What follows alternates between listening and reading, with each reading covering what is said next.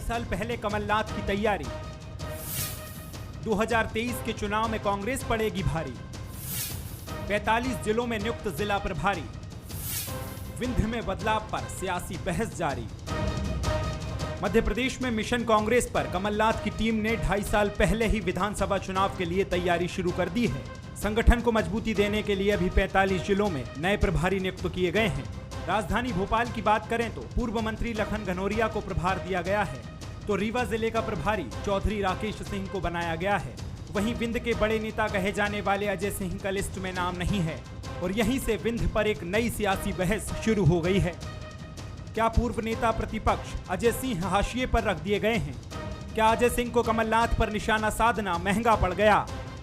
क्या ये पिछले विधानसभा में पुअर परफॉर्मेंस पर लिया गया एक्शन है? क्या विंध्य में बढ़त दिला पाएंगे चौधरी राकेश सिंह? महत्वपूर्ण ये नहीं है कि कौन व्यक्ति कहाँ काम करेगा, महत्वपूर्ण ये है कि हम आने वाली चुनौतियों से कैसे जूझेंगे। यदि किसी के मन में ये बात है कि उसके कार्यक्षेत्र में किसी दूसरे की दखलंदाजी हो, तो हर व्यक्ति को ये अच्छी से समझ लेना चाहिए कि पहले संगठन है तब आप। इसीलिए संगठन के किसी भी निर्णय पे नुक्ताचीनी करना उचित नहीं है। कांग्रेस के 45 नए प्रभारियों की नियुक्तियों को लेकर मंत्री विश्वास सारंग ने कांग्रेस पर तंज कसा है। उन्होंने कहा है कि एक दूसरे की रियासत में हस्तक्षेप होगा तो गुटबाजी सामने आएगी। अजय सिंह जी को लगता है कि रीवा और विंध्य क्षेत्र में तो मेरी रियासत है, वहां कमलनाथ जी का आदमी कैसे पहुंच गया? तो गुट और गिरोह में बटी हुई पार्टी में यही होने वाला है। 2 दिन पहले वैसे भी अजय सिंह जी कह चुके हैं कि कमलनाथ जी दोषी हैं कांग्रेस का बेड़ा गर्क करने के लिए, और उसके 2 दिन पहले कमलनाथ जी ने पर्दे में ये बात की थी कि अजय सिंह जी ने डुबा दिया कांग्रेस को। तो अब जब एक दूसरे की रियासत में हस्तक्षेप होगा तो इसी तरह के बयान आएंगे। गुटबाजी कांग्रेस की कमजोरी रही है, लेकिन सच ये भी है कि कमलनाथ के नेतृत्व में कांग्रेस बदल रही है। वैसे पिछले विधानसभा चुनाव में कांग्रेस में सिंधिया थे, पर इस बार कमलनाथ को ही जोर लगाना है। देखा जाए तो दमोह उपचुनाव की जीत ने कांग्रेस को यह हौसला दिया है कि बाजी पलटने में समय नहीं लगता, बस तैयारी होनी चाहिए। रही बात विंध्य में कांग्रेस के परफॉर्मेंस की, तो चौधरी राकेश सिंह को भी ऐसी जिम्मेदारी का बहुत दिनों से इंतजार था। अब उन्हें साबित करना होगा कि वो इस इलाके में कांग्रेस में जान फूंक सकते हैं। लेकिन अजय सिंह से तालमेल बिठाकर चलना भी एक चुनौती ही होगा, क्योंकि दोनों की सियासी अदावत पुरानी है। नमस्कार, मैं हूं शरद द्विवेदी और हमारा आज का मुद्दा है कांग्रेस का मिशन 2023। तो कांग्रेस अपने मिशन 2023 को लेकर आगे बढ़ चली है और इसमें कमलनाथ जी ने ये भी दिखाने की कोशिश की है कि उनकी सोच, उनकी दृष्टि और जो उनके साथ चलेगा वही कांग्रेस में आगे बढ़ेगा, ये दृष्टि भी उन्होंने साफ तौर पर दिखाई है। विंध्य को लेकर जिस तरह से चौधरी राकेश सिंह चतुर्वेदी आगे आए हैं, वो चीज़ साफ तौर पर बताती है कि इस पूरे मामले में न सिर्फ पिछले उपचुनाव में जो 28 सीटों के थे उसमें राकेश जी टिकट से वंचित रहे, तो उनको एडजस्ट और कंपनसेट करने की कोशिश हुई है, बल्कि विंध्य में जहां हम जानते हैं कि अजय सिंह जी और राकेश जी के समीकरण इसके पहले कैसे रहे, पुरानी कहानी है, पुरानी बात है वो, लेकिन उसके बाद भी राकेश जी को विंध्य की जिम्मेदारी देना ये बताता है कि कमलनाथ जी ने बताया है कि जो वो सोचते हैं वो उसी को लेकर आगे बढ़ेंगे, और अगर पार्टी का कोई वरिष्ठ नेता उस निर्णय से पूरी तरह मुखालिफत उस निर्णय के को लेकर रखता है तब भी उन्हें कोई फ़र्क नहीं पड़ता है और पार्टी हित में जो उन्हें उचित लगेगा वो करेंगे। ये ठीक बात है, लेकिन इसके पीछे जो कॉन्फिडेंस है कमलनाथ जी को, वो निश्चित तौर पर दमोह उपचुनाव से मिला है, जिसमें कांग्रेस ने अच्छे खासे मार्जिन से जीत दर्ज की है। और अब कमलनाथ जी ने लगभग 90% ज़िले जो मध्य प्रदेश के हैं उसमें प्रभारियों की नियुक्ति करके ये भी बताया है कि कांग्रेस ने 2.5 साल पहले अपनी तैयारी मजबूती से शुरू कर दी है। अब इसके नतीजे क्या होंगे ये तो वक्त बताएगा, लेकिन कमलनाथ मिशन 2023 की राह पर बढ़ चले हैं। आज इसी पर बात करेंगे। जो मेहमान हमारे साथ हैं उनसे मिल लीजिए। मेरे साथ हैं स्टूडियो में सुशील शर्मा, वरिष्ठ पत्रकार, राजनीतिक विश्लेषक, बहुत स्वागत करता हूं। हमारे साथ हैं विंध्य की वाणी, बीजेपी के वरिष्ठ नेता शंकर लाल तिवारी जी, बहुत स्वागत करता हूं। पूर्व विधायक भी हैं, बहुत स्वागत है उनका। और खुद चौधरी राकेश सिंह हमारे साथ हैं, जो वर्तमान में विंध्य के प्रभारी हैं और कांग्रेस के सीनियर लीडर हैं और पूर्व मंत्री भी। उनका भी मैं बहुत स्वागत करता हूं। सुशील जी, पहली छोटी टिप्पणी आपकी। कमलनाथ जी मिशन 2023 की राह पर कांग्रेस को लेकर आगे बढ़ गए हैं और जो उनके फैसले हैं वो फैसले, उनके इरादे, उनका एटीट्यूड, इसको भी बहुत साफ तौर पर दर्शाते हैं। क्या कहेंगे? देखिए, कमलनाथ जी जिस तरीके से 2020 में उनकी सरकार गई थी, उसके बाद से वो लगातार जो है लग रहा था कि कमलनाथ जी जो है इस बार जो है पार्टी की अंदरूनी गुटबाजी और हाईकमान की नाराज़गी के कारण कहीं ना कहीं बैकफुट पे जा सकते हैं। लेकिन मुझे लगता है कि दमोह विधानसभा सीट के उपचुनाव के नतीजे और खासकर इतनी बम्पर जीत ने जो है उनको एक नई ऊर्जा से भर दिया है। और मुझे लगता है अब कमलनाथ 2023 के चैलेंज को लेकर कि जो 2020 में हुआ था उसको पलटना वो 2023 में चाहते हैं, और उसी तैयारी को आप देख रहे हैं कि वो करते हुए दिख रहे हैं। चौधरी साहब, एक टिप्पणी आपकी भी। मैं बहुत सारे ऐसे मसलों को नहीं कुरेदूंगा क्योंकि ना ये मौका है और ना ये समय है, तो मैं भविष्य को ही ध्यान में रख रहा हूँ। अतीत के कुछ पासिंग रेफरेंस आ जाएं तो क्षमा कर दीजिएगा, लेकिन उनका भी जिक्र हम आज नहीं करना चाहेंगे। किस तरह देखते हैं आप? निश्चित तौर पर यह आपकी वरिष्ठता को, आपके कद को एक समायोजन की कोशिश तो इसको हम देख ही रहे हैं, समीक्षक इसको, कि आपको एक बड़ी जिम्मेदारी दी है, लेकिन ताज कांटों भरा भी है, क्योंकि जिस तरह कमलनाथ जी ने कहा था और एक चुनौती भी थी उसमें कि 30 से ज़्यादा सीटों में 3 मिली हैं, है कोई सूरमा जो आगे आए और कहे कि 2023 में इसको काफ़ी हद तक बदल देंगे? तो पहली चुनौती तो आपकी यही है कि क्या वो सूरमा आप साबित होंगे, उसके लिए शुभकामनाएं आपको। और दूसरी, जो सूरमा खड़े हैं विंध्य में, वो भी चुनौती है जी। पहले तो मैं धन्यवाद देता हूँ आपको। आज जब आपका समाचार मिला और विषय मैं ही हूँ सामने आपके तर्कस के तीरों के, नहीं तो मैंने फिर ये विचार किया कि आज तो मुझे विशेष रूप से शरद भाई के कार्यक्रम में रहना चाहिए। बिल्कुल ठीक। तो मैं आपका आभारी हूँ, धन्यवाद, आपने मुझे इसमें मौका दिया। जी जी। दूसरी बात ये है कि विंध्य की पूरे की बात नहीं करना चाहता हूँ, रीवा की बात करना चाहता हूँ। रीवा में मुझे, जब मैं मंत्री था, तब भी आदरणीय दिग्विजय सिंह जी ने मुझे भरोसा किया और विंध्य के उस खास जिले में रीवा मुझे प्रभारी बना के भेजा जी। उस समय आदरणीय अर्जुन सिंह जी थे, आदरणीय श्रीनिवास तिवारी जी विधानसभा अध्यक्ष थे, और उस परिस्थिति में रीवा में जाना और अपनी छोटी सी बुद्धि से और सब मैनेज करना। मैं आपको एक वाक्य बताना चाहता हूं। जब मैं गया तो मैंने श्रीनिवास तिवारी साहब से निवेदन किया कि मैं, जो आपके राजनीतिक विरोधी हैं, कांग्रेस के हैं, मैं उनके घर भी जाऊंगा। और बड़प्पन है, आज तिवारी जी दुनिया में नहीं है। तिवारी जी ने कहा, बेशक राकेश, आपको जहां जाना है, जिससे मिलना है, जाना चाहिए। तो उस समय के उनके जो साथ में थे सत्यनारायण चतुर्वेदी जी, मैं उनको लेके उन सब लोगों के यहाँ चाय पीने गया जो राजनीतिक रूप से कांग्रेस में रहते हुए तिवारी जी से अंदरूनी विरोध रखते थे या उनके विरोधी पक्ष में थे जी। तो रीवा जाना मेरे लिए सौभाग्यजनक है।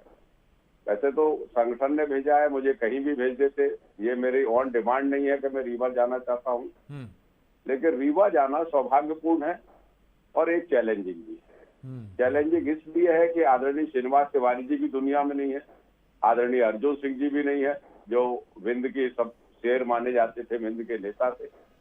तो उन परिस्थितियों में मैं कोशिश करके जो कांग्रेस कार्यकर्ता की जो प्रतिष्ठा है, जो इज्जत है, उसको बरकरार करने की कोशिश करूंगा। और मैं शरद जी, मैं वहां का जिला जो कार्यकारिणी है और ब्लॉक कार्यकारिणी है, उनके साथ बैठकर सामंजस्य बिठा के, और मैं शहरों तक सीमित नहीं रहूंगा, मैं गांव देहात में जाके मंडलम में, सेक्टर में, वहां कार्यकर्ता को मजबूत करूंगा। क्योंकि अंततः तो राजनीति उन्हें ही करना है, अंततः तो टिकट वही लोग पाएंगे और वही जीतेंगे, राकेश चौधरी नहीं जिता देंगे। और ना राकेश चौधरी इतनी गलत फहमी में है शरद भाई जी। मेरा जीतना यहाँ मुश्किल होता है चंबल में जी। लेकिन मैं कोशिश करूंगा कि कार्यकर्ता को सशक्त करूं, मजबूत करूं, कांग्रेस में उसका सम्मान बरकरार हो और कांग्रेस संगठन में उसका यथा योग्य स्थान दे, ये मेरा प्रयास है। चलिए, बहुत शुभकामनाएं आपके इस काम के लिए। और मैं अब रुख करता हूं शंकर लाल तिवारी जी की तरफ। तिवारी जी, आप ही के विंध्य का मसला है। विंध्य में चाहे बात बीजेपी की हो या कांग्रेस की हो, आप भी पत्ता पत्ता बूटा बूटा सबका हाल आप जानते हैं। ये जो कांग्रेस का एक नया फैसला है और बड़ा विचित्र और बड़ा मजबूत फैसला भी है कि कमलनाथ जी ने हर दृष्टि से ठोक बजाकर एक ऐसे सीनियर लीडर को चुना है जिनका जाना अनेक प्रतीकों और संदर्भों को भी विंध्य के परिप्रेक्ष्य में समेटे है। आप किस तरह देखते हैं, विषय आपका नहीं है, लेकिन किनारे बैठकर हम बार बार कहते हैं टिप्पणी करने का अलग आनंद है। तो ये कुछ वैसा ही मसला है। आपकी टिप्पणी इसलिए और स्वागत योग्य है कि उसी विंध्य से आप हैं और प्रमुख हस्ताक्षर हैं। जी नहीं, राकेश जी एक बहुत अच्छे नेता हैं, जमीनी नेता हैं, और जब उनके नेतृत्व ने उनको रीवा दिया है तो तमाम प्रकार की बातों का, संभावनाओं का, रीवा के वातावरण का, और जो अभी राकेश जी खुद कह रहे थे कि न ये रहे न वो रहे, न अर्जुन सिंह साहब रह गए न श्रीनिवास जी रह गए, अब नई ताल एक दूसरे को कौन ठोकेगा। अभी उन्होंने कहा कि दिग्विजय सिंह जी ने, मुझे याद है, और वो जब रीवा के प्रभारी मंत्री है, उन्होंने रीवा में लोगों को एकजुट करने का प्रयास भी किया। और जहाँ तक राकेश जी के बारे में मेरी प्रतिक्रिया है तो मैं तो दिल से कहता हूँ कि एक अच्छे नेता है, किसी को अच्छा लगे बुरा लगे। और मैं एक बात ये कहना चाहता हूँ कि राकेश जी ने जो एक बात अभी कही कि जब दिग्विजय सिंह जी मुख्यमंत्री थे उन्होंने मुझे रीवा के प्रभारी बनाया। मेरी समझ में दिग्विजय सिंह का भी नजर उसी तरफ थी कि रीवा में कहीं न कहीं और वासुदेव पीपल को छाती में लगा दे। और उस समय दिग्विजय सिंह और अर्जुन सिंह साहब की क्या परिस्थितियां थी राजनीतिक, उस पर नहीं जाना चाहता, पर उस समय राजेंद्र सिंह जी दिग्विजय सिंह से परम प्रिय थे, श्रीनिवास जी परम प्रिय थे, और साथ में सईद अहमद जो हमारे यहाँ नेता हैं, मुझसे 2 चुनाव हार चुके हैं वो, और अब तो चुनाव भी नहीं लड़ते। सईद अहमद जी भी उस समय दिग्विजय सिंह जी के साथ थे। और उन परिस्थितियों में दिग्विजय सिंह जी ने राकेश जी को किन चुनौतियों का मुकाबला करने के लिए भेजा था, मैं सोचता हूँ ये अंडरस्टूड है। और जहाँ तक है वो कांग्रेस के समर्पित व्यक्ति हैं। पर मैं आपके अनुमति से आपको पेश कर रहा हूँ 2 लाइन। जी स्वागत। फारसी शब्द है जी। जे वो दामा हुए हैं चा कैसे। वाह। उधर राकेश जी की मेहनत पर कहीं कोई शंका नहीं है जी। पर जहाँ तक कांग्रेस का मामला और विंध्य क्षेत्र का, जे वो दामन हुए हैं चाक कैसे। चाक माने तार तार पता नहीं है, तार हो गया है। जे वो दामा हुए हैं चाक कैसे, अब जो चाहे तो हिल नहीं सकते, और ना तो वहाँ इतने हो गए हैं ऐसी, आजाद हो के भी हिल नहीं सकते। राकेश जी का नाम नहीं आया और अखबारों में आया नहीं, और अंदर भले कांग्रेस प्रदेश कांग्रेस कमेटी के किसी रजिस्टर में तय हो गया हो या कमलनाथ जी को मालूम रहा हो, वरिष्ठ नेतृत्व को मालूम रहा हो कि राकेश जी को रीवा भेजा जा रहा है। और उसी बीच में राकेश जी की घोषणा के आते ही पास आदरणीय कमलनाथ जी सरकार जाने के बाद पहली बार मैहर आए, और मैहर भी उन्होंने साफ कहा कि मैं दर्शन के लिए आया हूँ। पर राहुल सिंह जी का बयान राकेश जी की घोषणा के साथ ही साथ पहले से छपा हुआ धरा था, और राकेश जी का बयान आ गया। राकेश जी को एक चीज और याद दिलाऊं कि मैंने जो नाम गिनाए सईद अहमद का, मैंने जो नाम गिनाया उस समय अन्य लोगों का, कि राजेंद्र सिंह जो मंत्री थे दिग्विजय सिंह के कैबिने में, उस स्थिति में मैं एक चीज और कहना चाहता हूं कि अभी जो घोषणा हुई है विंध्य क्षेत्र में, उसमें अकेले राकेश जी के कारण ही बहुत तकलीफ हुई हो यहाँ के रियासतदारों को, यहाँ के सियासतदारों को, या यहाँ जो ये मान बैठे हैं कि पत्ता भी हिलेगा तो हम ही हिलाएंगे। और आम आदमी से कांग्रेस कटी भी कई कारणों से है, और कई बार उनके ऊपर जो ये बयानबाजी कर रहे हैं कमलनाथ जी के खिलाफ, उनके ऊपर जातिवादी मोहर भी लगती रही है। पर अकेले राकेश जी विषय नहीं, आदरणीय शरद जी, मैं विनती पूर्वक कहूँ, दूसरे जो बनाए गए सतना में प्रभारी मेरे अपने जिले में, वो जबलपुर के तरुण भानोत बनाए गए। उनका भी इतिहास और उनका भी इस कंपनी से क्या तालमेल है आप अच्छी तरह से राकेश जी भी जानते हैं। और सईद अहमद जो इस समय राजनीति में राहुल सिंह जी से पहले ही हाशिए में जा चुके थे, उनको सीधी का प्रभारी बनाया है। और मैं सोच रहा हूँ कि कहानी बड़ी साफ है। और ये जो सूबेदारी में, गुटों में, खंड खंड में और कांग्रेस चल रही है, उसी सियासत का एक नया दौर है। और इस नया दौर में तय है कि बाली सुग्रीव जैसी स्थिति बननी है कि बाली के सामने सुग्रीव पड़ा, आधा बल चला गया। अब यहाँ राकेश जी अभी आ नहीं पाए, तरुण भानोट आ नहीं पाए, सईद अहमद मेरे सदने के हैं, सीधी कभी भी जा सकते हैं, वो भी गए नहीं। पर बयान इन लोगों के खिलाफ और इनके खिलाफ नहीं, सीधे हाई कमान के खिलाफ 70 साल के बुजुर्ग नेता को ये सिखा रहे हैं लोग कि तुम क्या बोला करो, क्या नहीं बोला करो। जी आप जी बोलते जी हो और चलिए मैं बीजेपी को मुद्दा दे देते हो। तिवारी जी, आपने बहुत बहुत अभिव्यंजना के अनेक प्रतीकों के साथ आपने बड़े सुंदर तरीके से व्याख्या करने की कोशिश की है। लेकिन राजनीति पल पल बदलती प्रकृति की तरह है और ये मंजर कब कहाँ कैसे बदल जाता है और किस पार्टी के लिए हो जाता है। बीजेपी में भी जो स्थितियां हैं वो भी आप देख रहे हैं, लेकिन ये आज का विषय नहीं है, इसलिए हम उस पर बात नहीं करेंगे। लेकिन इतना ज़रूर है कि राजनीतिक परिस्थितियों की ज़मीन कई बार बिल्कुल एक जैसी हो जाती है।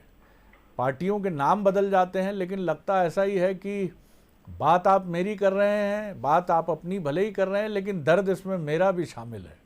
तो ये भी हो जाता है और यही राजनीति का सबसे दिलचस्प चेहरा और पहलू है। और हम जल्दी आपको भी शुभकामनाएं देते हैं कि कहीं का प्रभार भी मिले और आगे और उत्कर्ष और उन्नयन के लिए आपकी योग्यता को देखते हुए वो भी उस दृष्टि से भी आप आगे बढ़ें। सुशील जी, किस तरह आप देखते हैं कि ये जो कांग्रेस ने 40 से ज़्यादा ज़िलों में मध्य प्रदेश के प्रभारी नियुक्त करके चुनावी तैयारी को एक गति देने की कोशिश की है, एक स्पीड अप करने की कोशिश की है, तो ये उत्साह तो कांग्रेस का बताता ही है। और जिस तरह से चौधरी राकेश सिंह जी को लिया है और तमाम और नेताओं को समायोजित और एडजस्ट करने की कोशिश की है, अभी इतना पर्याप्त समय है चुनाव के पहले कि कौन नेता कितना सक्रिय है। कमलनाथ जी को ये भी पता चल जाएगा, बमुश्किल चंद महीनों में ही सूरत हाल तस्वीर सामने होगी कि कौन घर बैठे हैं, कौन जाके पसीना बहा रहे हैं मैदान में। तो किस तरह देखते हैं आप? स्ट्रैटेजिकली काफ़ी अच्छा मूव दिखता है। हाँ, देखिए, दमोह उपचुनाव के बाद स्वाभाविक है कि कांग्रेस को लग रहा है कि 2023 में उनके लिए दोबारा संभावनाएं बन सकती हैं, तो कमलनाथ उसी स्टाइल में काम कर रहे हैं। दूसरी एक बात, अगर आप पूरी लिस्ट देखेंगे तो उसमें एक बात और समझ में आती है कि कमलनाथ कांग्रेस होती जा रही है। कांग्रेस पूरी तरीके से कमलनाथ अपना होल्ड जो है कर रहे हैं। जो पहले समन्वय कोऑर्डिनेशन की जो बात थी, वो झटका उन्हें 2020 में लग चुका है। उनको जो बताया गया था कि सरकार नहीं गिरेगी, उस जो आश्वासन दिए गए थे वो आश्वासन पूरे नहीं और सरकार गिर गई। तो उसके बाद से मुझे लगता है कमलनाथ बहुत सचेत थे और दमोह उपचुनाव के बाद तो उन्होंने अपनी जो स्टाइल अब बता रहे हैं कि इसका मतलब है वो पूरा मोर्चे पर रह गए। चौधरी राकेश सिंह जी की नियुक्ति आप देखिए, चौधरी राकेश सिंह जी की कांग्रेस में वापसी में सबसे ज़्यादा दिक्कत विंध्य से ही आ रही थी। विंध्य के नेता विरोध कर रहे थे और चौधरी राकेश सिंह जी को वहीं पर लगाया है। दूसरी महत्वपूर्ण बात है कि रीवा का प्रभार दिया गया है, जहां की 8 की 8 सीटें बीजेपी ने जीती थी, उसमें से 4 ब्राह्मण थे। तो जातिगत जो फैक्टर विंध्य का है उसको संतुलित करने और ब्राह्मण वोट को कहीं ना कहीं आकर्षित करने के लिए आप 2 ब्राह्मण चेहरे जो है वहाँ पर कमलनाथ बहुत रणनीतिक तरीके से वहाँ पर लगाएं, क्योंकि विंध्य की राजनीति ब्राह्मण और ठाकुरों के बीच में ही चलती है। सतना का प्रभार तरुण भानोत को दिया है और चौधरी राकेश सिंह जी को वहाँ लगाया गया है। और बिल्कुल लगा हुआ जिला जो है, सीधी जो जिला है, वो अजय सिंह जी का जिला है। तो राकेश सिंह जी के लिए बहुत बड़ा टास्क है। 8 में से कितनी सीटों पर वो जो है कांग्रेस के लिए काम कर पाते हैं, बड़ा चैलेंज दिया राकेश सिंह जी को इसमें। बिल्कुल। और चौधरी साहब, जब मैं 1998 में विधानसभा चुनाव के लिए कवरेज के लिए एक राष्ट्रीय एजेंसी में था, उस समय में जब वहाँ पहुँचा था तो एक बड़ी दिलचस्प बात मालूम पड़ी। एक दावा ये सामने आया कि रीवा देश की एकमात्र ऐसी लोकसभा सीट है जहाँ शायद संभावित तौर पर ब्राह्मण मतदाता सर्वाधिक हैं। और एक बड़ा दिलचस्प फैक्टर जब वहाँ हमने बात बात में सुना लोगों से, तो लोग कहे कि यहाँ डीएमटी चलता है, टीटीएस चलता है। तो हम कहे कि ये डीएमटी का है, तो बोले दुबे मिश्रा तिवारी ये एक पार्टी की तरफ जाते हैं। तो हम कहे कि टीटीएस का है, तो बोले ये है 3, 13, सवा लाख, ये ब्राह्मणों का दूसरा कल्ट है, और ये एक पार्टी दूसरी को जाता है। मतलब एक बीजेपी को कौन जाता है, बीजेपी को कौन कांग्रेस को, ये कह के ना मैं 3, 13 टीटीएस का कोप भाजन बनना चाहता हूँ ना डीएमटी का, इसलिए मैं ये नहीं बोलूँ। जी जी, तो ये डीएमटी और टीटीएस फैक्टर मैंने विंध्य में, और मैंने अपनी कॉपी में लिखा भी था कि विंध्य लोकसभा क्षेत्र में डीएमटी और टीटीएस 3, 13, सवा लाख और दुबे मिश्रा तिवारी, ये फैक्टर बड़ा अपीलिंग होता है। तो अब चतुर्वेदी जी भी हैं जिनका ओरिजिन मथुरा से होगा, तो डीएमटी टीटीएस में तो एक छौंक लगाई है मजबूती से, माफ कीजिएगा हल्का नहीं कर रहा हूं। अब चतुर्वेदी साहब भी हैं वहां मौजूद जी, और चौधरी हैं, ये चतुर्वेदी चौधरी हैं जी। चौधरी साहब, प्रश्न मेरे से ही है? सर आपसे ही है, माफ कीजिएगा मैं लंबा हो गया थोड़ा सा जी। नहीं कोई दिक्कत जी। हमारे पूर्वज इटावा डिस्ट्रिक्ट के रहने वाले चतुर्वेदी जी जी, और भिंड में फादर का ननिहाल था, तो वहाँ कई वर्षों पहले आए थे। जहाँ तक भिंड और रीवा की पृष्ठभूमि की बात की है आपने, मैं जातीय समीकरण पे नहीं जाना चाहता हूँ, लेकिन मैंने जितना पढ़ा है वो ये पढ़ा है कि यहाँ की जो उर्वरा भूमि है राजनीति की, वो सोशलिस्ट विचारधारा है। बिल्कुल बिल्कुल। यहाँ प्रजा सोशलिस्ट पार्टी, आदरणीय श्रीनिवास तिवारी जी 1952 में उसी से बने जी, आदरणीय अर्जुन सिंह जी भी उसी पार्टी में थे, और तिवारी जी की पृष्ठभूमि आप मान सकते हैं कि समाजवाद की खनक दमक है, श्रमिक आंदोलन जी जी, और कांग्रेस समाजवादियों के नजदीक रही विचारधारा जी। नेहरू जी ने भरसक कोशिश की समाजवादी बात की बात की। मैं ये कहना चाह रहा हूँ कि रीवा और विंध्य की जो जनता है वो विचारों से पैदाइशी सोशलिस्ट है, और सोशलिस्ट और दक्षिण पंथियों का बिल्कुल 36 का आंकड़ा, वो किसी भी सूरत में दक्षिण पंथी के साथ नहीं जाना चाहते। तो हमारा काम जो है कि वहाँ की जो तासीर है, वहाँ के पूर्वजों की जो पहचान है सोशलिस्ट की, उसको हम कांग्रेस के नजदीक लाएंगे, उन्हें जागृत करेंगे और कार्यकर्ता को मजबूत करेंगे, कार्यकर्ता का सम्मान करेंगे रीवा में जाकर। ये बड़ी महत्वपूर्ण बात है। और जो विंध्य के वरिष्ठ पत्रकार हैं जयराम शुक्ला जी, उनका अभी एक संस्मरण था। लोहिया जी और जयप्रकाश जी का बहुत आना जाना रीवा सघनता से रहा है 60 के दशक के पहले तक। तो एक बार जीप से जंगल से सीधी सिंगरौली से गुजर रही थी गाड़ी, और नेहरू जी के बारे में कोई टिप्पणी युवा श्रीनिवास तिवारी जी ने कर दी। तो लोहिया जी को नागवार गुजरा और उन्होंने राजकुमार की तरह उनसे कहा कि सुनो तिवारी, नेहरू के बारे में बोलने का अधिकार सिर्फ हमें है, हमें है, हमें है, उतरो गाड़ी से। गाड़ी से उतार दिया साहब उनको, और फिर बाद में जीप मोड़कर उनको गाड़ी में बिठाया। लेकिन ये वो विंध्य है साहब जहाँ से शंकरलाल तिवारी जी भी आते हैं। तिवारी जी, संक्षेप में आपकी टिप्पणी, खत्म करने वाली कंक्लूडिंग टिप्पणी जी। मैं तो ये कह रहा हूँ कि बिल्कुल ठीक कह रहे हैं आप सब कि जनसंघ तो बाद में बना, और सोशलिस्ट पार्टी और इसके पहले ये समाजवादी संगठन काम कर रहा था आजादी के समय से ही, और इसलिए जो 60 का दशक था वो सोशलिस्टों के नाम था। पर इत्तेफाक ये था कि कांग्रेस में जितने नामचीन नेता विंध्य क्षेत्र के जाने जाते हैं जी, चाहे श्रीनिवास जी हो, कृष्णपाल सिंह रहे हो, या अन्य भी, मैं नाम अब नहीं सारे लेना चाहता जी हाँ, वो सब सोशलिस्ट। डॉक्टर जगदीश जोशी रहे, राज्यसभा के सदस्य रहे, और सीधी में भी इसी तरह केशव जी रहे। ये सब लोग अचानक चंदौली सम्मेलन हुआ इंदिरा गांधी के टाइम पे, जब कांग्रेस कमजोर पड़ने लगी, और तमाम समाजवादी उस समय की जो पुरानी पीढ़ी के थे, -2 यमुना प्रसाद शास्त्री अकेले एक समाजवादी नेता थे जो कांग्रेस में नहीं गए।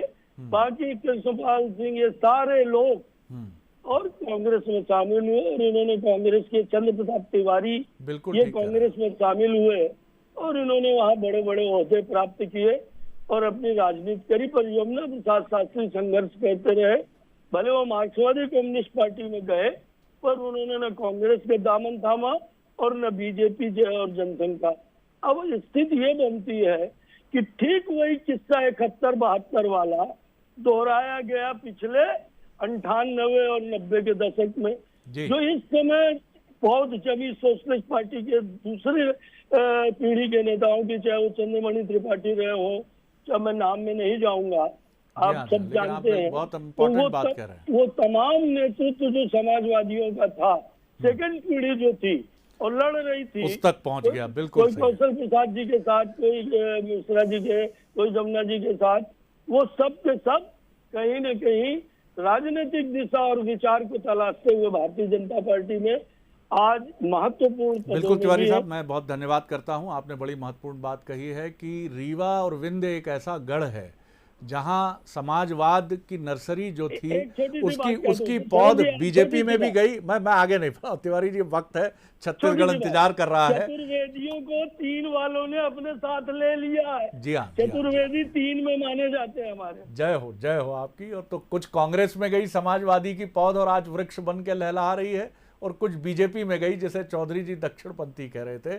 तो सर वहाँ मूल रूप से कांग्रेस और बीजेपी में गए समाजवाद की ही भिड़ंत है। अब देखते हैं किसका इकबाल बुलंद होता है। चौधरी साहब, आज तो आपको शुभकामना देकर हम ये नहीं कहेंगे, आज हम लोगों ने विंध्य की राजनीति के पक्षों पर बात कर ली, इतिहास पर बात कर ली। अगली बार लेकिन आपसे परिणाम पर भी बात करेंगे और थोड़ा सा ऊपर नीचे भी होंगे सर, माफ़ कर दीजिएगा, लेकिन ये चलेगा सर। बहुत शुभकामनाएं पुनः आपको। धन्यवाद तिवारी जी, धन्यवाद चौधरी साहब और धन्यवाद सुशील जी। नमस्कार।